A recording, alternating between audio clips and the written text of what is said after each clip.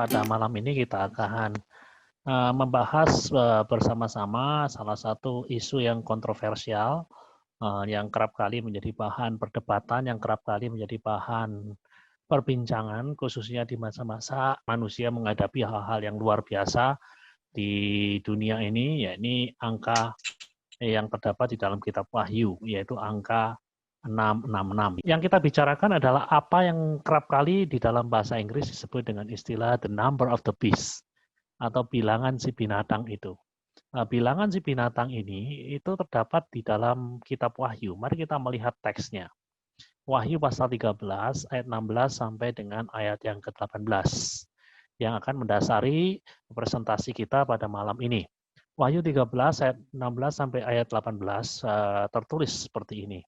Dan ia menyebabkan sehingga kepada semua orang, kecil atau besar, kaya atau miskin, merdeka atau hamba, diberi tanda pada tangan kanannya atau pada dahinya.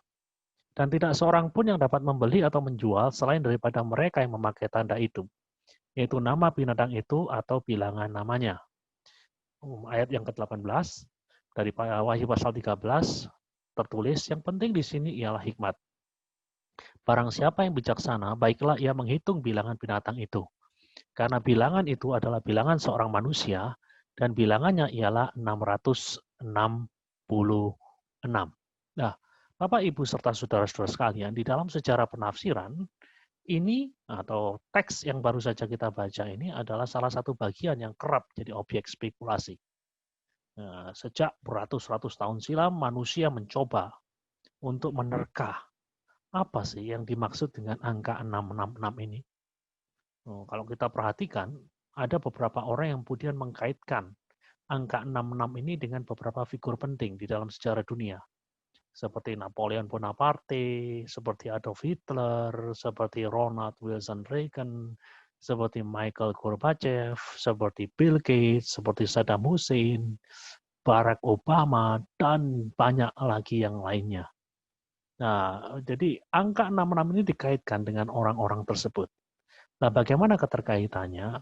Mungkin kita bisa mengambil beberapa contoh. Contoh yang pertama yang saya ambil adalah Hitler, seorang pemimpin dari Nazi Jerman yang konon menjadi penyebab puluhan juta orang menjadi korban di Eropa ketika berlangsung Perang Dunia Kedua, dan 6 juta diantaranya adalah orang Yahudi yang tewas di bawah komando dari Hitler ini. Ada beberapa orang yang mengkaitkan 666 ini dengan Hitler. Cara mengkaitkannya bagaimana? Orang-orang tersebut mengatakan, coba Anda bayangkan A itu setara dengan 100, B itu setara dengan 101, C itu setara dengan 102, D 103, dan seterusnya. Maka Anda akan mendapatkan H itu 107, I itu 108, T itu 119, L itu 111, E itu 104, dan R 117. Jadi kalau dijumlah secara total, kok jatuh-jatuhnya 666. Jadi ada orang-orang yang mengkaitkan, lihat, nama dari Hitler ini kok cocok ya dengan 666. Nah, itu cara orang menggunakan ilmu yang disebut dengan cocokologi. Nah, contoh yang lain lagi. Beberapa tahun yang lalu, di era 80-an, ketika terjadi perang dingin di antara blok timur dan blok barat, ada orang-orang yang mengkaitkan 666 ini dengan Presiden Amerika yang karismatik waktu itu. Mantan bintang film, namanya Ronald Reagan. Ronald Reagan, sang cowboy. Nah, Ronald Reagan ini nama aslinya adalah Ronald Wilson Reagan. Dan kalau saudara perhatikan, Ronald itu kan terdiri atas 6 huruf. Wilson itu terdiri atas 6 huruf. Reagan itu terdiri atas 6 huruf. Jadi pas 6, 6, 6. Jadi ada orang-orang yang kemudian berspekulasi, Ronald Reagan ini adalah figur yang dimaksud di dalam Wahyu pasal 13 ayat 18 yang tadi kita baca. Nah, ada-ada saja orang-orang menggunakan ilmu cocokologi itu. Nah, kemudian yang lain lagi. Nah, ini yang mungkin berkata ini yang lebih baru. Ya, ada orang yang mengkaitkan Bill Gates. Bill Gates adalah salah seorang yang boleh dikata terkaya di dunia. Walaupun mungkin sekarang bukan lagi menempati urutan pertama, tapi selama beberapa tahun dia pernah menempati urutan pertama orang yang terkaya di dunia. Dia adalah pendiri dan sekaligus pemilik dari Microsoft yang memproduksi software seperti Windows, kemudian Office, yang biasa kita pakai di dalam keseharian kita bekerja di kantor. Nah, bagaimana Bill Gates ini dikaitkan dengan 666? Nah, di sini orang-orang yang mengerti komputer pasti tahu apa yang disebut dengan bilangan ASCII. ASCII. Nah, bayangkan kalau di dalam perhitungan bilangan ASCII ini A itu sama dengan 65, B itu sama dengan 66. Maka hasilnya seperti ini. Bill Gates, B itu kan 66. Nah, kemudian I itu 73, L itu 76, L 76. Dan kalau dijumlah semuanya, itu jatuh-jatuhnya angka 663. Nah, nama asli daripada Bill Gates adalah William Henry Gates III. Nah, jadi itu nama aslinya. Jadi kemudian ada orang-orang yang mengatakan betul jumlahnya 663, tetapi jangan lupa nama asli daripada Bill Gates itu ada the third-nya, ada 3-nya. Jadi kalau ditambah 3 itu pas 6, 6, 6. Ya, itulah cara orang-orang mengkait-kaitkan. Nah, angka 66 yang terdapat di dalam Wahyu pasal 18 ini dengan figur-figur tertentu di dalam sejarah. Nah, itu yang saya sebut dengan spekulasi. Spekulasi yang tiada habisnya, yang terus berlangsung sampai hari ini. Ya, seperti yang dikatakan tadi oleh host Jojo yang mengatakan ada orang yang mengkaitkan dengan corona. Ini spekulasi yang baru lagi. Jadi dari waktu ke waktu orang tidak habis-habisnya untuk mencari figur atau apapun yang bisa mereka pakai dengan ilmu cocokologi mereka untuk mengkaitkannya dengan angka 666 ini. Nah, beberapa orang mungkin tidak mengkaitkan 66 ini dengan figur-figur atau nama-nama tertentu, tapi mengkaitkan dengan katakanlah sistem yang mungkin akan dipakai. Suatu hal kan biasanya orang-orang yang percaya dengan teori konspirasi besar mengatakan bahwa suatu hari nanti akan muncul seorang pemimpin yang menguasai dunia, yang di dalam tradisi beberapa tradisi Kristen dikaitkan dengan apa yang disebut dengan antikristus. Dan antikristus ini ketika memerintah di dunia nanti akan menggunakan sistem yang memampukan dia untuk mengontrol semua orang yang ada di bawah kekuasaannya. Dan orang-orang ini percaya bahwa sistem itu sudah mulai ada sekarang. Dan sistem itu dikaitkan dengan apa yang disebut dengan barcode. Loh, kok bisa barcode itu dikaitkan dengan 66? Nah, ini loh. Saya yakin Bapak Ibu serta saudara-saudara sekalian tidak asing lagi dengan apa yang disebut dengan nama barcode atau kode-kode batang. Nah, jadi namanya saja barcode. Jadi barcode itu adalah kode-kode batang yang dipergunakan untuk menyampaikan suatu angka unik yang akan membantu manusia untuk mempercepat proses perhitungan atau proses identifikasi. Nah, saudara tahu bahwa barcode itu ya kalau angka 0 itu tebal sama tipis. 1 itu tebal jaraknya sekian. Nah, sekarang saya minta saudara tidak usah memperhatikan semuanya, tapi perhatikan angka yang ke-6 ini. Kurus-kurus kemudian jaraknya cuma segini. Nah, ini. Nah, kalau Anda lihat, semua barcode yang ada di dunia ini, nah, itu punya keseragaman. Nah, keseragamannya adalah begini, di sebelah kiri itu pasti angka 6. Sebelah kanan itu angka 6, tengah itu pasti angka 6. Nanti kalau Bapak Ibu tidak percaya, bisa lihat kalau Bapak Ibu membeli barang dan ada barcode-nya, pasti yang sama ini kiri 6, kanan 6, tengah 6. Yang beda itu di antaranya. Di antara kiri dan tengah itu pasti beda-beda. Angkanya beda-beda. Di antara tengah ke kanan itu juga beda-beda. Tetapi yang pasti adalah yang paling kiri 6, paling kanan 6, paling tengah 6. Jadi banyak orang kemudian percaya bahwa barcode ini akan dipakai oleh katakanlah pemimpin masa depan yang mereka percaya akan datang itu sebagai alat untuk mengontrol manusia. Nah, jadi ada orang-orang yang mengkaitkan bukan dengan figur-figur tertentu, tapi dengan sebuah sistem yang dikembangkan, dan sistem tersebut dipercaya dapat mengontrol semua manusia yang ada di bawah kendali anti-Kristus. Nah, ini adalah spekulasi-spekulasi yang kerap kali kita dengar, dan kerap kali saya dengar semenjak saya remaja, hampir sekitar 35 tahun yang lalu saya sudah mendengar hal ini, bahkan mungkin sebelum saya lahir spekulasi-spekulasi ini sudah ada.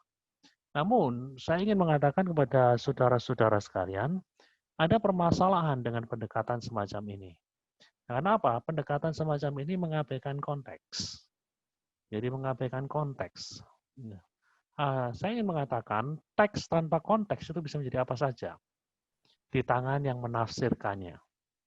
Nah, jadi sebuah teks itu harus ada konteksnya. Kalau Anda katakanlah membaca sebuah kata, katakanlah kata gila di sana. Kalau kata itu tidak ada konteksnya, jadi kata gila itu bisa ditafsir apa saja. Bisa dimengerti apa saja. Bisa diisi oleh makna apa saja. Tanpa sebuah konteks, kata gila bisa dipahami apa saja. Tetapi konteks akan menentukan makna yang tepat dari kata gila itu. Contohnya konteksnya begini.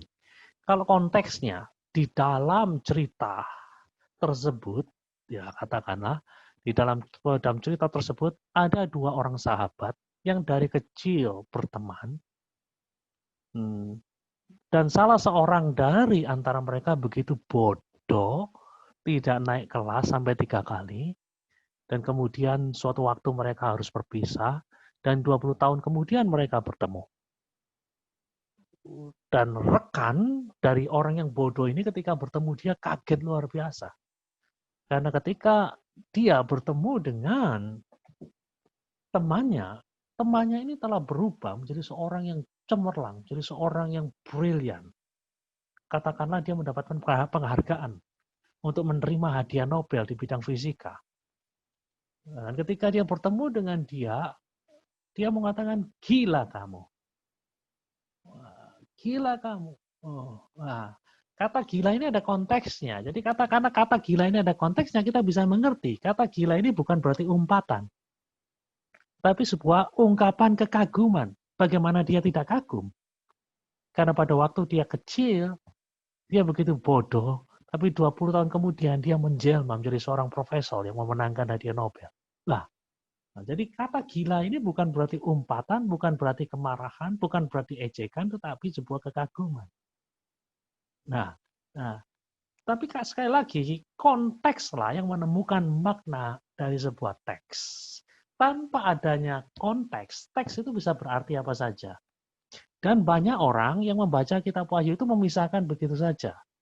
666 itu dari konteksnya, sehingga diisi macam-macam yang kadang-kadang tidak cocok dengan apa yang dimaksud di sana. Jadi harusnya bagaimana kita kalau kita ingin memahami kitab ini dengan lebih baik. Nah, untuk memahami makna 666 di dalam kitab Wahyu, kita pertama-tama harus memahami makna 666 di dalam konteks sejarahnya. Jadi konteks sejarah kitab Wahyu itu adalah kitab yang ditulis pada akhir abad pertama.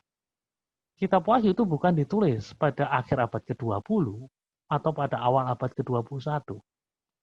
Kitab Wahyu adalah sebuah produk dari abad pertama. Nah, jadi konteksnya adalah konteks abad pertama. Dan ini yang harus kita pahami. Supaya kita bisa menemukan makna yang lebih dapat diandalkan, makna yang lebih pas, makna yang lebih akurat. Nah, itu loh. Dan kita harus memahami kitab Wahyu itu adalah sebuah surat. Sebuah surat yang ditulis oleh seorang pemimpin gereja yang bernama Yohanes, yang dipercaya sebagai Rasul Yohanes. Ini adalah suatu surat yang ditulis kepada jemaat-jemaat di Asia Kecil yang sedang mengantisipasi sebuah kesulitan dan penderitaan yang besar di dalam kehidupan mereka.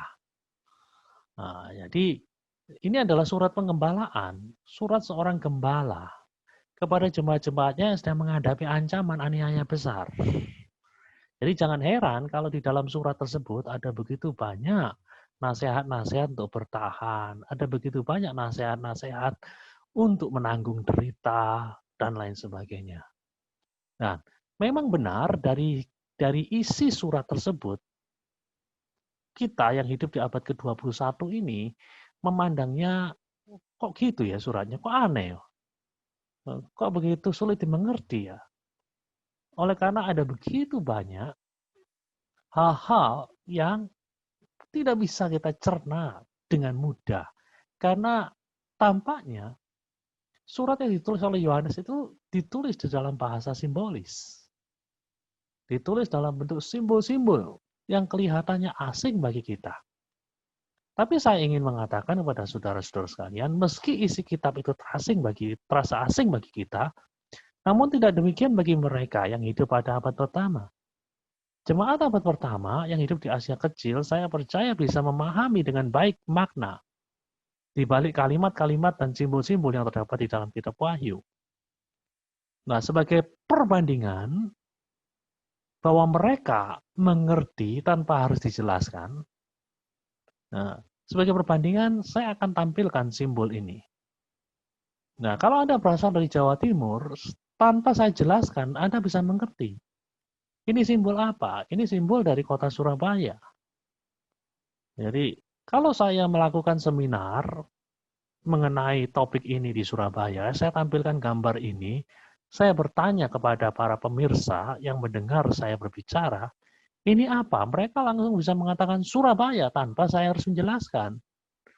Tetapi ketika saya membawakan seminar ini di Malaysia, di antara orang-orang Malaysia yang tidak tahu simbol apa ini, ketika saya tampilkan gambar ini, mereka tidak tahu apa-apa. Blank. Having no idea. Tidak ada gagasan sama sekali untuk menjelaskan ini apa. Gitu loh. Nah, sama itu seperti orang Malaysia yang melihat gambar ini. Gitu. Nah, ini gambar apa? Nah, kalau saya tanya saudara-saudara sekalian, khususnya yang berasal dari Jakarta, nah, tentu Anda akan dengan mudah mengatakan, oh ini adalah sesuatu yang terkait dengan Jakarta. Karena apa? Karena di sana ada ondel-ondel. Karena di sana ada Monas. Tetapi kalau saya tampilkan gambar ini, katakanlah di Washington DC, dan para pendengar saya adalah orang-orang Amerika, saya tanya ini gambar apa? Atau gambar ini terkait dengan apa? Saya yakin dan percaya banyak dari antara mereka yang tidak mengerti akan hal ini. Nah, demikian pula dengan kita pada waktu kita membaca Wahyu itu sama seperti orang Amerika melihat gambar ini, having no idea at all. Tidak nyambung sama sekali. Tetapi saya yakin sekali lagi, mereka yang hidup di abad pertama yang menjadi pembaca kitab Wahyu, mereka mengerti tanpa harus dijelaskan oleh Yohanes. Ini apa? Saya yakin kita semua yang hidup di abad ke-21, awal abad ke-21 ini, pada waktu melihat gambar ini bukan suatu gambar yang sukar untuk difahami bagi kita. Karena kita tahu persis ini gambar apa.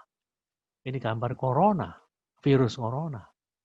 Tapi katakanlah gambar ini tersimpan di dalam sebuah peti, dan kemudian 2000 tahun kemudian dibuka oleh orang yang hidup 2000 tahun sesudah kita, belum tentu mereka mengerti ini gambar apa. Hal yang sama terjadi pada waktu kita membaca kitab Wahyu. Kitab Wahyu adalah dokumen yang sudah berusia 2000 tahun. Dan gambar-gambar di sana, simbol-simbol yang ada di sana sangat jelas sekali pada orang yang hidup pada waktu itu. Tetapi bagi kita yang hidup 2000 tahun kemudian bisa jadi sebagian besar dari antara kita tidak ngerti, apa sih gambar ini maksudnya apa? Gitu loh. Ini gambar apa? Nah, saya yakin kalau kita hidup di Indonesia, banyak dari antara kita, dari antara 10 orang, mungkin 9 kalau saya tanya tidak mengerti ini gambar apa. Tapi kalau saya tanya orang-orang Amerika, mereka dengan langsung nyambung. Mereka langsung nyambung karena gambar ini melambangkan dua partai besar di Amerika. Partai Demokrat dan Partai Republik. Partai Demokrat dilambangkan dengan gambar keledai. Partai Republik dilambangkan dengan gambar gajah. Jadi kalau ada gambar seperti ini bukan berarti gajah sirkus yang nakal, yang kemudian menginjak keledai sirkus. Bukan. Tapi bisa saja gambar itu ditafsir demikian oleh mereka yang tidak mengerti. Ya, tapi mereka yang sudah akrab dengan simbol-simbol ini tahu persis makna di balik simbol ini apa. Makna di balik simbol ini adalah Partai Republik yang dilambangkan dengan gajah itu berhasil mengalahkan Partai Demokrat yang dilambangkan dengan keledai.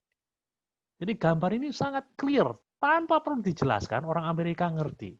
Tapi kita orang Indonesia harus dijelaskan lebih dulu, supaya bisa ngerti, oh itu maksudnya. Nah demikian pula kalau kita mau memahami kitab Wahyu, ya kita perlu penjelasan. Perlu penjelasan yang baik. Sehingga pada akhirnya itu tidak sampai memberi makna yang keliru terhadap simbol-simbol. Secara khusus hari ini kita bicara mengenai 666, kita tidak sampai keliru pada waktu kita berbicara mengenai itu melambangkan apa. Nah, sekali lagi, jangan pahami kitab Wahyu secara harafiah. Kitab Wahyu adalah kitab yang penuh dengan simbol-simbol. Simbol-simbol itu sangat jelas bagi orang-orang abad pertama dan bisa jadi kita yang hidup di abad 21 ini bisa jadi malah nggak ngerti sama sekali dan kita perlu bantuan orang-orang yang belajar secara khusus untuk menjelaskan kepada kita apa makna dari simbol-simbol itu. Oke, jangan pahami kitab Wahyu secara harafiah. Ya, dan sebenarnya kalau kita membaca kitab Wahyu, di dalam kitab Wahyu pasal 1 ayat 1, di sana sudah diberi petunjuk yang sangat jelas. Bagaimana cara kita membaca kitab Wahyu? Saya akan membacakan. Inilah wahyu Yesus Kristus yang dikaruniakan Allah kepadanya supaya ditunjukkannya kepada hamba-hambanya apa yang harus segera terjadi dan oleh malaikat yang diutusnya. Perhatikan kata ia telah menyatakannya kepada hambanya Yohanes. Kata ia telah menyatakannya itu di dalam bahasa aslinya menggunakan kata esemanen. Dan sebenarnya terjemahan yang terbaik dari esemanen, kalau kita mengerti bahasa Yunani, adalah esemanen itu punya arti menyampaikan dengan lambang-lambang. Jadi kalau ada orang yang menafsirkan wahyu secara harafiah, justru mereka salah. Justru mereka keliru, karena sebenarnya kitab Wahyu tidak dimaksudkan untuk ditafsirkan secara harafiah. Karena dari awal, Yohanes sudah memberi petunjuk. Wahyu 1 ayat 1, ia telah menyatakannya. Kalau diterjemahkan dengan pemahaman bahasa asli yang lebih baik, bisa dikatakan ia telah menyampaikan dengan lambang-lambang apa yang menjadi maksud Tuhan kepada hambanya Yohanes. Nah, di sini saya sudah memberi Anda beberapa kunci penting untuk memahami kitab Wahyu. Nah, sekarang kita kembali kepada teks. Nah, mari kita kembali kepada teks. Nah, Wahyu Yohanes pasal 13 ayat 16 sampai 18. Dan ia menyebabkan sehingga kepada semua orang, kecil atau besar, kaya atau miskin, merdeka atau hamba, diberi tanda pada tangan kanannya atau pada dahinya, dan tidak seorang pun dapat membeli atau menjual selain daripada mereka yang memakai tanda itu, yaitu nama binatang itu atau bilangan namanya. Yang penting di sini ialah hikmat. Barang siapa yang bijaksana, baiklah ia menghitung bilangan binatang itu, karena bilangan itu adalah bilangan seorang manusia, dan bilangannya ialah 666. Oke, kita akan melihat beberapa simbolisme yang penting yang perlu untuk difahami di sini. Yang pertama, tanda di lengan kanan dan dahi. Ya, dewasa ini kerap kali dikaitkan dengan spekulasi mengenai masa depan. Dikaitkan dengan biochip yang dimasukkan di dalam dahi atau lengan kanan manusia. Belakangan ini semakin semarak. Ada YouTube yang isinya teori konspirasi yang mengatakan bahwa Bill Gates sedang bekerja keras untuk menciptakan vaksin, dan di dalam vaksin itu ada sesuatu yang bisa ditanam di dalam tubuh manusia lah. Sesuatu yang mirip dengan biochip. Nah, itu loh. Nah, hal-hal semacam ini yang lagi rame dibicarakan dari beberapa waktu yang lalu, kalau nggak salah sekitar awal tahun 2018 di BSD, maka di salah satu mall itu konon akan diluncurkan peluncuran biochip. Dan ada beberapa orang yang kebanyakan berasal dari tradisi Kristen mengusulkan pemboikotan, mengusulkan adanya unjuk rasa ya, untuk istilahnya untuk menggagalkan yang itu peluncuran biochip itu ya, karena mereka percaya itu akan dipakai sebagai alat di masa depan untuk mengendalikan dunia di bawah kendali antikristus lah itu loh. Nah, ini ada hal-hal yang seperti ini yang kerap kali kita dengar, ya. Entah itu di WA kita, entah itu di Facebook, entah itu di YouTube, ya itu. Nah, salah satu error dari pemahaman semacam ini, yang mengatakan bahwa itu semacam biochip yang ditanam, entah itu ditanam di tangan, entah itu ditanam di dahi. Begini, katakanlah kita memahami wahyu itu secara harfiah. Biasanya kan orang yang mengajarkan seperti ini, ada chip yang ditanam di kanan, di lengan kanan, ada chip sebesar biji jagung yang ditanam di dahi. Katakanlah kita itu mereka mengajarkan ini dengan suatu pemahaman bahwa wahyu itu harus ditafsirkan secara harfiah. Itu loh. Nah, nah, nah.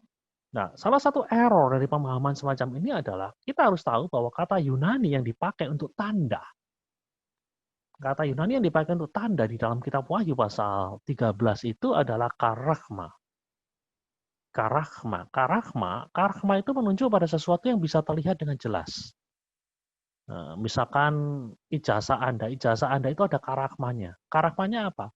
Stempel dari sekolah Anda. Kalau ijazah itu tidak ada stempel dari sekolah Anda, tidak ada karachma stempel itu, maka ijazah Anda itu tidak sah. Bisa jadi itu ijazah aspal, asli tapi palsu. Nah, katakanlah orang ini percaya bahwa katakanlah lah untuk sementara katakanlah saya percaya apa yang mereka katakan itu benar. Nah, ada sesuatu yang tidak cocok di sini. Kalau kita berbicara biochip adalah sesuatu yang tidak kelihatan, yang ditaruh katakanlah di tangan kanan manusia, katakanlah di dahi. Dan kebanyakan orang yang berbicara semacam ini adalah orang-orang yang mempercayai bahwa itu sangat kecil sekali, dimasukkan di dalam tubuh kita sehingga tidak kelihatan oleh mata. Nah, itu sesuatu yang invisible. Nah, itu. Dan ini tidak cocok sekali dengan apa yang dimaksud dengan karachma itu. Karena karachma itu adalah sesuatu yang jelas terlihat. Gitu. Nah, jadi ini error dari pemahaman semacam ini. Nah, andai kata saya mengikuti pemahaman mereka yang menafsirkan wahyu secara harfiah, tetapi saya tidak mengikuti pandangan mereka. Tetapi kalaupun pandangan mereka diikuti, itu ada sesuatu yang keliru di sini, ada error yang serius di sini dengan pemahaman mereka. Oke, saya lanjutkan. Nah, sekarang saya ingin berbicara mengenai tanda di tangan dan tanda di dahi. Nah, saudara ingat bahwa Yohanes, sang rasul itu adalah orang Yahudi, ya, dan katakanlah Alkitab yang dia kenal adalah Perjanjian Lama dan beberapa bagian daripada literatur Yahudi. Ya. Saya percaya Yohanes kenal dengan literatur itu dengan baik. Dan bisa jadi kebanyakan dari pembaca wahyu dari abad pertama bisa jadi adalah orang-orang Yahudi kebanyakan. Nah, kalau kita lihat sih di dalam komunitas abad pertama, nah kalau saudara perhatikan bagaimana Paulus memberitakan Injil, biasanya Paulus memulai dari sesuatu yang terkait dengan keyahudian, entah itu di sinagog atau yang lainnya. Jadi kalau kita lihat, jadi komunitas Kristen abad pertama sangat akrab dengan sesuatu yang berbau Yahudi. Gitu. Nah, jadi jangan heran kalau kemudian di dalam tulisan-tulisannya Yohanes pun menggunakan latar belakang Yahudi. Dan saya yakin latar belakang yang terkait dengan tanda di dahi dan tanda di lengan ini adalah sesuatu yang yang ada di dalam kitab Taurat. Secara spesifik terdapat di dalam Ulangan 11 ayat 18. Di sana dikatakan, tetapi kamu harus menaruh perkataanku ini dalam hatimu dan di dalam jiwamu. Kamu harus mengikatkannya sebagai tanda. Loh, perhatikan. Sebagai tanda pada tanganmu dan haruslah itu menjadi lambang di dahimu. Nah, ini yang harus Anda pikirkan adalah kenapa Wahyu pasal 13 ayat 16 sampai 18 berbicara mengenai tanda di lengan, kok tidak berbicara tanda di kaki? Berbicara mengenai tanda di dahi, kenapa tidak berbicara mengenai tanda di pusar? Atau tanda di hidung? Kita harus bertanya hal-hal seperti itu. Dan jawabnya ada di sini. Jawabnya ada di sini. Jawabnya ada di Ulangan 11 ayat 18. Nah, itu sesuatu yang terkait dengan latar belakang keyahudian. Jadi jangan heran kalau kemudian Yohanes berbicara mengenai tanda di lengan dan tanda di dahi. Dan lalu apa makna tanda di lengan dan tanda di dahi ini? Kita harus mengerti. Lengan dan dahi itu berbicara sesuatu. Lengan dan dahi itu mengandung makna yang spesifik bagi orang Yahudi. Bahkan sampai hari ini, kalau saudara perhatikan, orang-orang Yahudi kalau sembahyang itu menggunakan apa yang disebut dengan tefillin.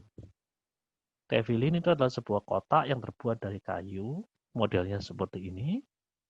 Jadi ya, di dalam kotak ini ada semacam gulungan kertas, di mana gulungan kertas tersebut ditulisi dengan ayat-ayat kitab suci. Nah, ayat-ayat kitab suci yang ada di sana itu adalah Keluaran 13 ayat 1 sampai 10. Keluaran 13 ayat 11 sampai 16. Ulangan 6 ayat 4 sampai 9.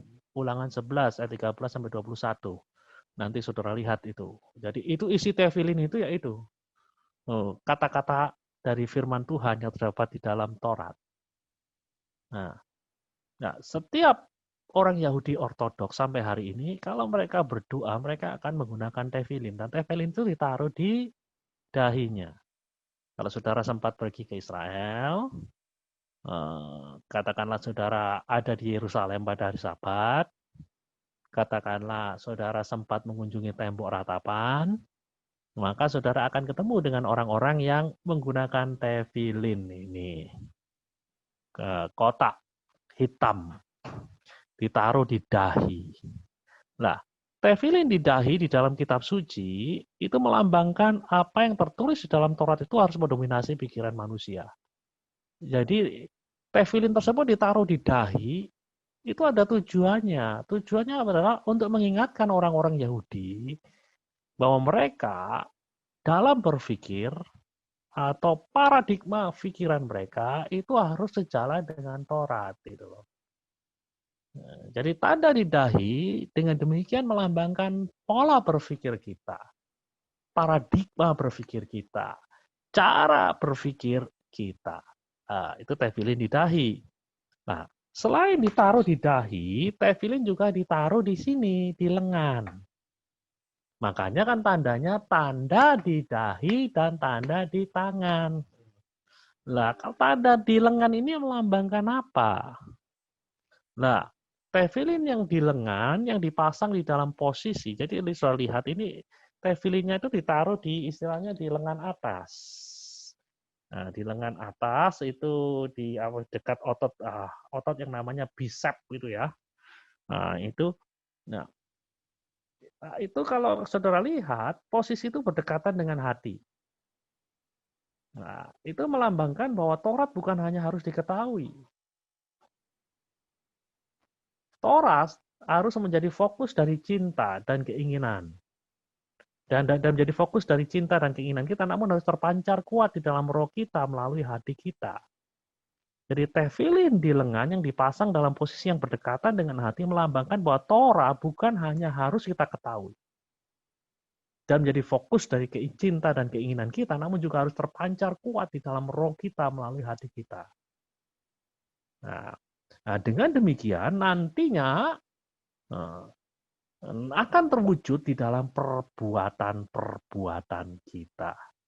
Jadi kalau tadi lengan, kalau tadi dahi itu melambangkan cara berpikir, jadi lengan yang berdekatan dengan hati tadi melambangkan adanya suatu adanya sesuatu di dalam roh kita, sesuatu yang terkait dengan cinta dan keinginan kita untuk melakukan apa yang tertulis di dalam Taurat tersebut. Jadi kalau saudara lihat di sini kan kemudian ada semacam tali yang kemudian sampai di ujung tangan itu melambangkan bahwa apa yang ada di dalam hati ini nanti akhirnya kemudian terwujud di dalam perbuatan, keluar dalam bentuk perbuatan. Jadi itulah yang menjadi simbolisme di balik lengan dan dahi. Jadi pemilihan lengan dan dahi itu bukan dilakukan secara serampangan oleh Yohanes. Itu sesuatu yang terkait dengan tradisi Keyahudian. Halo? Ya. Sekarang kita akan lanjutkan. Ya, simbolisme sekarang. Tadi saya sudah bicara mengenai lengan dan dahi. Dahi melambangkan cara berpikir, lengan yang berdekatan dengan jantung itu melambangkan, itu menjadi fokus cinta dan keinginan kita untuk yang sekaligus juga terwujud di dalam perbuatan-perbuatan kita. Nah, sekarang saya akan secara langsung mengarah kepada angka 666 itu sendiri. Nah, saudara-saudara sekalian, di dalam setiap bangsa itu ada semacam tradisi untuk menyampaikan pesan dengan angka-angka. Contohnya dalam tradisi Cina, itu penyampaian pesan dengan angka itu jelas. Angka 8 itu melambangkan keberuntungan. Makanya orang Cina itu paling suka dengan angka 8. Tapi angka 4 itu melambangkan sesuatu yang tidak baik.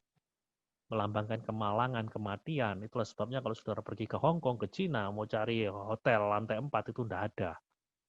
Karena 4 itu berbicara mengenai kemalangan, kematian, sesuatu yang tidak baik. Nah, di dalam tradisi Yahudi pun ada hal seperti itu. Angka-angka melambangkan sesuatu. Angka 7 di dalam tradisi Yahudi itu melambangkan kesempurnaan. Sementara angka 3 itu melambangkan ketuhanan. Itulah sebabnya kalau Anda membaca di dalam Yesaya pasal 6, di sana ada serafim-serafim yang memuliakan Allah sambil berkata, Holy, holy, holy, suci, suci, suci, kudus, kudus, kudus. Kenapa mereka berbicara kudus, kudus, kudus 3 kali? Bukan 2 kali, bukan sekali. Karena angka 3 di sini melambangkan ketuhanan. Divinity. Nah, sementara angka 6 di dalam Kitab Wahyu itu melambangkan sesuatu yang tidak sempurna yang biasanya dikaitkan dengan manusia. Yang dikaitkan dengan manusia. Manusia diciptakan pada hari yang ke-6. Yang diciptakan dengan karakter dasarnya sebagai makhluk yang serba terbatas. Gitu. Jadi angka 6 itu melambangkan sesuatu yang kurang dari sempurna. Sesuatu yang corrupted. Nah, jadi sekali lagi, kita ketemu beberapa makna di balik angka-angka di dalam simbolisme orang Yahudi. Nah, sekarang kita kembali kepada teks. 666. Nah, angka 6 tadi kan melambangkan sesuatu yang kurang sempurna. Nah, angka 3 itu melambangkan ketuhanan. Jadi bila kita menempatkan 3 angka 6 secara bersama-sama, maksudnya jelas. Sesuatu yang tidak sempurna itu dipertuhankan. Atau dengan kata lain, di dalam presentasi yang saya tampilkan di hadapan Anda, bila kita menempatkan 3 angka 6 secara bersama-sama, maksudnya jelas. Kita mempertuhankan apa yang bukan Tuhan. Kita menganggap sakral apa yang ternoda dan tak sempurna. Jadi 666 melambangkan semua loyalitas dan keperpihakan kita kepada ilah-ilah di dunia ini atau apapun yang bukan ilah yang benar. Wah, jadi sekali lagi ini pemahaman yang sangat sederhana sekali. 6 melambangkan ketidaksempurnaan, 3 melambangkan divinity atau ketuhanan. Jadi kalau kita menaruh angka 6 itu berjajar 3 kali, itu maksudnya jelas. Apa yang tidak sempurna kita anggap sebagai Allah. Apa yang tidak sempurna kita pertuhankan. Apa yang tidak sempurna kita sembah. Nah, di dalam konteks asli pembaca Yohanes, ini sangat jelas sekali isu yang mereka hadapi adalah mereka dihadapkan dengan ritus penyembahan Kaisar Roma. Nah, saudara-saudara sekalian, pada akhir abad pertama ada kaisar-kaisar Roma yang tidak puas disebut sebagai tuanku, raja yang maha kuasa, tuanku raja yang besar, Tuhanku raja yang berkuasa. Mereka tidak puas hanya mendapat sebutan baginda, raja yang mulia. Mereka tidak puas dengan itu. Pada akhir abad pertama, ada raja-raja atau kaisar-kaisar Roma yang menuntut mereka diperlakukan sebagai Tuhan. Sebagai Allah. Mereka mau disebut sebagai Domini et Deus di dalam bahasa Latin. Tuhan dan Allah. Nah, tentu saja hal ini sesuatu yang tidak bisa diterima di kalangan orang-orang percaya. Nah, itu. Jadi pada akhir abad pertama, kaisar-kaisar Roma malah memaksakan ini sebagai suatu cara untuk mengontrol orang-orang yang ada di bawah kekuasaannya. Setahun sekali, orang-orang harus datang di sebuah tempat yang telah ditentukan. Contohnya di Efesus. Di sana ada patung besar dari Kaisar Domitianus, kaisar yang berkuasa pada masa Yohanes menulis kitab ini. Dan dikatakan bahwa orang-orang di sana harus datang untuk menuang anggur setahun sekali, membakar kemenyan sambil berkata bahwa kaisar itu adalah Tuhan dan Allah. Wah, kita tahu persis kaisar itu adalah manusia biasa. Tetapi mereka mau dianggap sebagai Tuhan. Loh, ini loh yang disebut dengan 666. Nah, sebagai orang percaya yang sejati, tentu mereka tidak akan mau untuk membakar kemenyan, menuang anggur, sambil berkata kaisar adalah Tuhan dan Allah. Tentu mereka tidak mau. Sebagai akibatnya apa? Ada sanksi. Nah, sanksinya itu macam-macam, tergantung kepada gubernur-gubernur yang memerintah di wilayah mereka tinggal. Ada gubernur-gubernur yang demikian keras, yang bisa memerintahkan agar mereka bisa dihukum mati, seperti Antipas, seorang Kristen yang disebut di dalam kitab Wahyu, yang menjadi martir, yang konon kemartirannya dia dimasukkan di dalam sebuah perapian yang menyala-nyala, dibakar sampai mati. Oleh karena dia tidak mau mengatakan kaisar adalah Tuhan dan Allah. Tetapi ada orang-orang tertentu yang tidak sampai mengalami hal tersebut. Mereka hanya mengalami sanksi ekonomi. Tidak bisa menjual, tidak bisa membeli. Akibatnya mereka mengalami kemiskinan yang sangat ekstrim. Seperti yang bisa kita lihat di dalam kitab Wahyu pasal 2. Surat kepada jemaat di Smyrna. Di sana Tuhan Yesus melalui Yohanes berbicara bahwa Tuhan Yesus mengerti betapa menderitanya mereka, betapa miskinnya mereka. Kenapa mereka miskin? Kemungkinan besar ya karena mereka tidak mau terlibat di dalam ritus penyembahan kaisar. Sehingga pada akhirnya mereka harus menghadapi sanksi ekonomi. Dan pada akhirnya mereka menjadi orang yang miskin karena tidak bisa menjual, karena tidak bisa membeli.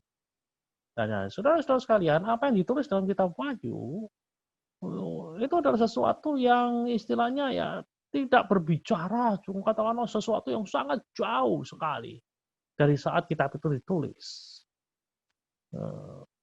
Jadi itu bisa dimengerti oleh orang-orang abad pertama karena mereka mengalaminya. Nah, itu loh. Ya, jadi sekali lagi angka 666 ini berbicara sesuatu yang jelas sekali. Angka 66 ini melambangkan apa yang bukan Tuhan dianggap sebagai Tuhan. Gitu. Kalau pada abad pertama itu menunjuk kepada kaisar-kaisar Roma yang menuntut diri mereka disebut sebagai Domini et Deus. Jadi sekali lagi, tanda di tangan dan di dahi tidak harus kita tafsirkan secara harfiah. Tanda di tangan di dahi sebenarnya hanyalah sekedar simbol lambang dari pola pikir. Lambang dari cinta dan perilaku perbuatan yang mempertuhankan apa yang bukan Tuhan sebagai Tuhan. Nah, sekarang saya di bagian akhir dari presentasi ini akan berbicara mengenai aplikasi. Aplikasi dari apa yang kita pelajari ini apa? Banyak orang memandang wahyu itu berbicara melulu mengenai masa depan saja. Tidak terkait dengan hari ini di mana saya hidup. Tidak terkait di saat ini di mana saya hidup dan melayani. Saya mengatakan itu suatu pemahaman yang keliru. Wahyu bukan hanya untuk mereka yang hidup di masa depan. Katakanlah pada zaman antikristus, seperti yang diyakini oleh sebagian besar orang yang berada dalam tradisi Pentakosta dan Karismatik. Wahyu juga untuk mereka yang hidup pada abad pertama, abad ke-10, abad ke-15, abad ke-20, dan untuk saya dan saudara-saudara sekalian yang hidup pada hari ini. Ini ada aplikasinya.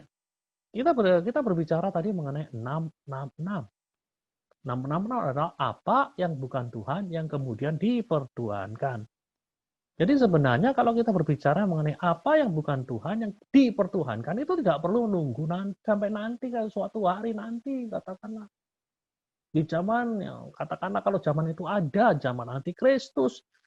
Sebenarnya 666 itu bisa jadi sudah menjadi bagian dari kehidupan kita sehari-hari pada hari ini. Ketika kita betul-betul istilahnya mempertuhankan apa yang bukan Tuhan di dalam hidup kita.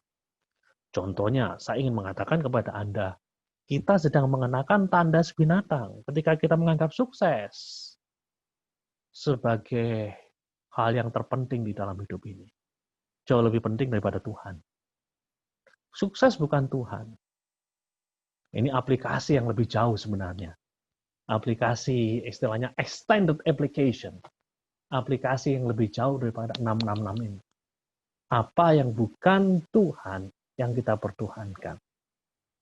Jadi sukses itu bukan Tuhan. Tetapi kalau kita anggap dia sebagai sesuatu yang paling penting di dalam hidup, ya sama saja. Sama saja dengan kita, ya tadi 666 itu sukses itu sama dengan 66 di sini. Apa yang bukan Tuhan yang kemudian dipertuhankan. Itu bisa saja suami atau istri Anda. Ketika Anda mengatakan, I cannot live without you. Saya tidak bisa hidup tanpamu. Saya tidak bisa hidup tanpamu. Nah, di sini suami atau istri menjadi sesuatu yang jauh lebih penting daripada Tuhan. Jauh lebih utama daripada Tuhan. Nah, jadi apa-apa yang bukan Tuhan, yang Anda pertuhankan, itulah yang menjadi 666 Anda pada hari ini. Jadi sekali lagi, sukses, suami, istri, anak, jabatan, milik, penampilan, hobi. Bisa menjadi katakanlah 666 di dalam hidupmu hari ini. Jikalau kesemuanya itu menjadi sesuatu yang paling penting dan paling penting di dalam hidupmu, lebih penting daripada Allah itu sendiri. Nah, jadi kita tidak perlu menunggu di masa depan. Sebenarnya beberapa dari antara kita sudah dalam tanda kutip mengenakan tanda itu. Ketika kita mempunyai sesuatu di dalam hidup ini yang bukan Allah, yang kita taruh sedemikian istimewa, sehingga derajatnya boleh dikata sama atau bisa jadi lebih tinggi daripada Allah itu sendiri. Nah, dengan demikian saya akhiri presentasi 666 pada malam ini.